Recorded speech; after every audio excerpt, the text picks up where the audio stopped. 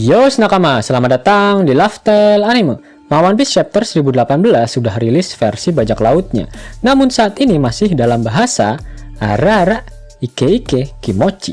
One Piece Chapter 1018 mendapatkan judul Jinbe versus Who's Who, atau jika dilokalisasikan akan memiliki arti Jinbe melawan Wowo. Memang sebagian besar dari chapter kali ini memperlihatkan pertarungan epik mereka berdua.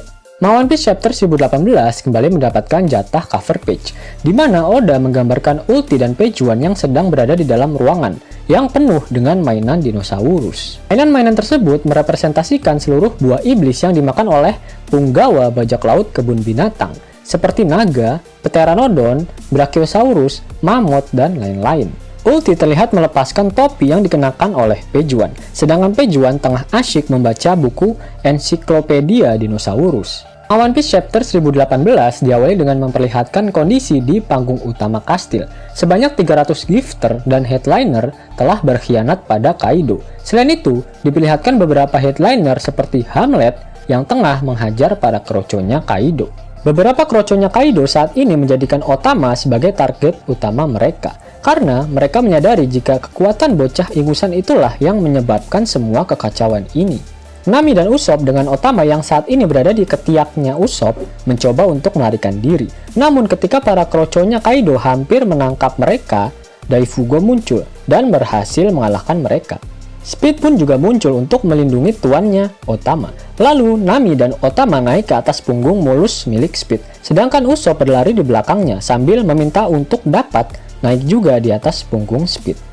Gazelman ikut-ikutan muncul. Dia berkata pada Otama jika dirinya dan gifter yang lain akan mencoba mengobati Komachio. Di sisi lain, Usopp menyanjung kekuatan mengagumkan yang dimiliki oleh Otama. Karena jika semua berjalan dengan normal, akan sangat mustahil mereka dapat mengubah musuh menjadi kawan ketika pertempuran besar seperti ini berlangsung. Zeus pun tak mau ketinggalan. Dia muncul dan bertanya pada Nami apakah dirinya bisa menjadi hamba sahayanya kembali. Nami menjawab jika dirinya akan menyebut Zeus sebagai partner ketimbang hamba sahaya. Mendengar hal tersebut, Zeus bergetar kegirangan. Dia pun mulai menghajar kroconya Kaido untuk mempermudah jalan kabur mereka. Usopp juga berkomentar jika Nami pun memiliki kemampuan yang tak kalah hebat dari Otama. Shin berpindah ke dalam kastil tepat CP0 Nongski. Mereka kembali menganalisa jalannya pertempuran di Onigashima. Dengan berpindah haluannya para gifter, maka saat ini jumlah pasukan Kaido tinggal 16.000, melawan pasukan samurai aliansi yang saat ini bertambah menjadi 9.000 pasukan. Anggota CP0 yang berbadan besar berkata jika dia sebenarnya tidak terlalu peduli dengan siapa yang akan memenangkan pertempuran ini. Akan tetapi, mereka harus memastikan jika orang itu, si Wowo, harus mati. Kemudian, anggota CP0 yang menggunakan topeng dengan motif senyuman berkata jika informasi rahasia milik pemerintah dunia yang diketahui oleh Wowo sudah kadaluarsa, sehingga tak akan berpengaruh apa-apa terhadap pemerintah dunia, meskipun informasi tersebut bocor. Namun, anggota CP0 yang lain pun mengatakan jika membiarkan tahanan pemerintah dunia untuk hidup akan merusak citra dari pemerintah dunia. CP0 yang menggunakan topeng motif senyuman pun kembali berkata, "Ayo, kita lihat apakah dia mampu bertahan hidup karena musuh yang sedang dia hadapi adalah Jinbe." Shin kemudian berpindah ke lantai 4 kastil, tempat pertarungan antara Jinbe melawan Wowo berlangsung. Wowo menggunakan teknik Geppo untuk berjalan di atas udara. Jinbe pun menanyakan apakah alasan Wowo dendam terhadap Luffy hanya karena dia memakan buah iblis Gomu Gomu no Mi. Wowo pun menjawab jika dia juga dendam terhadap Akagami no Jeki karena telah mencuri buah iblis Gomu Gomu no Mi dari tangannya. Kemudian, Wowo menembak Jinbe dengan teknik Gagan. Jinbe menahannya dengan armamen daki, namun serangan tersebut mampu melukai lengan Jinbe. Wowo kembali berkata jika Luffy mewarisi Gomu Gomu no Mi dan topi jerami milik Jeki, sehingga dia sangat menginginkan Luffy untuk mati. Wowo lalu menghujani Jinbe dengan serangan Gagan. Namun Jinbe menghindari seluruh serangan tersebut, sehingga serangan Gagan dari Wowo menembus sampai ke lantai 3 kastil milik Kaido. Wowo mengomentari kebijaksanaan Jinbe karena dia lebih memilih untuk menghindar, di mana armamen daki biasa tak akan mampu menahan serangan Gagan miliknya. Dia pun mengomentari pergerakan Jinbe yang sangat cepat, meskipun dirinya adalah seorang manusia ikan. Jinbe pun membalas bacotan dari Wowo. Dasar orang yang membosankan. Di umurmu yang sudah bangkotan seperti ini, kau seharusnya sudah berhenti melakukan diskriminasi kepada ras manusia ikan.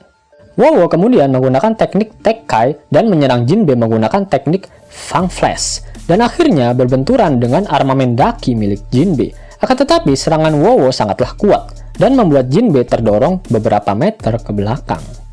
Jinbe membalas serangan Wowo dengan mengeluarkan teknik baru yang dinamakan Gyojin Jujitsu Hikisyo Ippon Zeiyoi untuk membanting Wowo ke tanah sampai dia mengencrotkan banyak darah dari mulutnya. Jinbe tak berhenti. Dia menggunakan teknik water shot ke arah Wowo. Namun dia berhasil lompat ke atas pilar menggunakan teknik Soru miliknya. Pertarungan pun berhenti karena telah memasuki waktu Isoma. Karena Wowo ingin menanyakan sesuatu hal yang penting pada Jinbe. Ketika Wowo dipenjara dan disiksa, seekor penjaga tahanan mengatakan padanya untuk berdoa pada Dewa Matahari bernama Nika. Dikatakan jika Nika adalah seorang prajurit legendaris yang dapat membuat orang-orang tertawa dan melepaskan mereka dari kesakitan yang mereka hadapi, di mana suatu saat nanti dia akan muncul untuk menumpas segala perbudakan di dunia ini. Wowo kembali menyerang Jinbe sambil curhat. Wowo mengatakan jika saat dia disiksa, dirinya mulai berdoa pada Nika karena dia ingin sekali ditolong oleh seseorang, meskipun dia tak tahu apakah Nika nyata atau hanya sebuah mitos. Jinbe pun bertanya, mengapa Wowo curcol mengenai hal yang tidak penting ini padanya? Wowo pun menjawab, jika bajak laut matahari adalah bekas dari budak, dan sejarah dari manusia ikan sangat berhubungan dengan perbudakan. Oleh karena itu, mereka pasti mengetahui sesuatu tentang Nika. Wowo pun menyerang Jinbe menggunakan Shigan Madara, teknik yang sama seperti saat Lucci menghajar Luffy. Jinbe pun menahan serangan tersebut dengan armamen daki yang melapisi seluruh tubuhnya, namun dia sedikit terdorong ke belakang. Di sisi lain, anak buah Wowo mulai menyemangati bosnya dan mengatakan jika Tobiropo lebih kuat dari mantan Shichibukai. Wowo kembali curcol. Dia mengatakan di hari berikutnya, penjaga yang menceritakannya mengenai Nika pun menghilang. Dia sadar jika selanjutnya dialah yang akan dihapuskan dari dunia ini. Sehingga dia memutuskan untuk kabur dari penjara. Dan Wowo mulai berpikir, mengapa seseorang dilarang untuk mengetahui dan berbicara tentang Nika. Jinbe terlihat sangat marah setelah mendengar semua ocehan dari Wowo. Secara tiba-tiba, jari Wowo patah ketika bersentuhan dengan Jinbe. Dan dia mulai berteriak kesakitan. Jinbe kemudian memegang kedua pergelangan tangan milik Wowo dan mematahkannya dengan menggunakan teknik Gyojin Karate Sosaku. Wowo pun mengeluarkan teknik Rankyaku tepat di hadapan wajah Jinbe. Namun Jinbe mampu menahan serangan tersebut tanpa terluka sedikit pun. Wowo kemudian menembakkan Gagan kembali, namun Jinbe dengan mudah menahannya, sehingga membuat Wowo kaget dan terkencing-kencing. Dia mencoba melarikan diri, namun malah jatuh ke tanah. Dia pun sadar karena Jinbe telah menginjak ekornya, sehingga dia tak bisa kabur. Jinbe pun berkata pada Wowo, jika kau ingin berbicara mengenai sejarah seseorang, seharusnya kau tidak datang dengan pengetahuan yang setengah-setengah. Gyojin Karate Ogi Onigawara Seiken. Pukulan Jinbe mengenai Wowo tepat di wajahnya, dan sepertinya dia berhasil dikalahkan. Seluruh pondasi di lantai tersebut pun runtuh akibat shockwave yang dihasilkan oleh jurus pamungkas milik Jinbe.